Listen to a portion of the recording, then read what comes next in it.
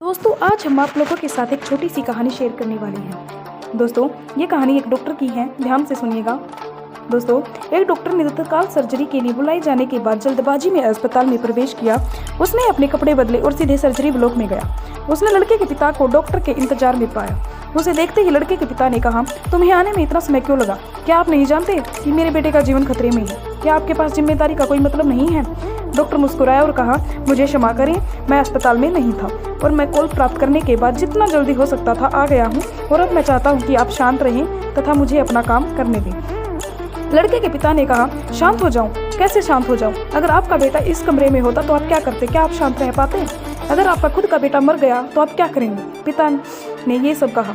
Surgery में कुछ घंटे लगे, जिसके बाद डॉक्टर खुश हुए और उन्होंने कहा कि आपका बेटा बच गया है और आपको चिंता करने की कोई भी जरूरत नहीं है। और पिता के जवाब की प्रतीक्षा किए बिना वह डॉक्टर वहाँ से चला गया और डॉक्टर ने उसे कहा कि अगर आपका कोई प्रश्न है तो नर्स से पूछिए। लड़के के पिता ने नर्स से कहा कि ये डॉक्टर कितना घमंडी है, यह कुछ मिनट रुक नहीं सकता था ताकि मैं अपने बेटे का हालचाल पूछ सकूं, उसकी स्थिति के बारे में जान सकूं।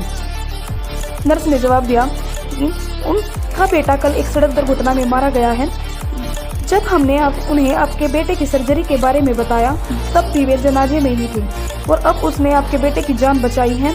अपने बेटे की दफन समाप्त करने के लिए चले गई हैं। दोस्तों इसलिए कहते हैं कि कभी किसी को जज मत कीजिए, क्योंकि सामने वाला किन परिस्थितियों से गुजर रहा है ये हम कभी भी आइडिया नहीं लगा सकते हैं।